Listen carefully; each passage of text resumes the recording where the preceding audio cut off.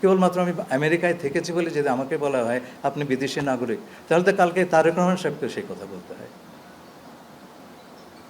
এটা তো আমার আমি আবেদন করবো আপনার বুঝে শুনে কথা বলবেন। আমাকে যদি আপনার ঢিল করেন, সেই ঢিল কিন্তু অন্যর ওপর গিয়ে পড়তে পারে।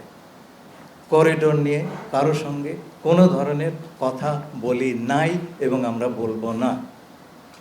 আরাকানের যে অবস্থা, তাতে করিডোরের কোনো প্রয়োজন নাই। আমরা এই কোনো করিডোর সৃষ্টি করে সেইখানে কোনো ধরনের লোকজনের আপনার যাতায়াতের ব্যবস্থা সেটা করার কোনো এখন প্রয়োজনীয়তা নাই। যে প্রয়োজনীয়তা আছে সেটা হচ্ছে সেখানে ত্রাণ সম্ভব পৌঁছে দেওয়া। আমার জাতীয়তা নিয়ে আমার একটাই ন্যাশনালিটি, সিটিজেনশিপ, বাংলাদেশের সিটিজেনশিপ। আমি এখানে আসার আগে আমার পরিবারের সঙ্গে আমেরিকায় থেকেছি, কিন্তু আমার কোনো আমেরিকান পাসপোর্ট নাই। বাংলাদেশ ছাড়া অন্য কোনো দেশের জাতীয়তা আমার নাই।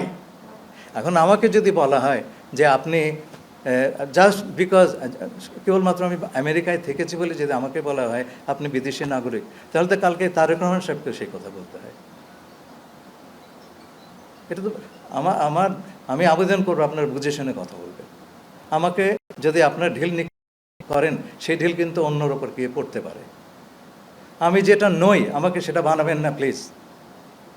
আর পারলে প্রমাণ করেন, আদালতে গিয়ে প্রমাণ হবে। আমার একটা রাইট আছে তো বাংলাদেশি একজন নাগরিক হিসাবে। আপনারা যদি সেই রাইটটা রেসপেক্ট না করেন, আমি আপনাদের বলছি না, যে কথাগুলি উঠেছে সেটা খুব দুঃখজনক হবে। সেই কথাটি তাহলে যে কোনো লোকের উপর প্রযোজ্য হবে।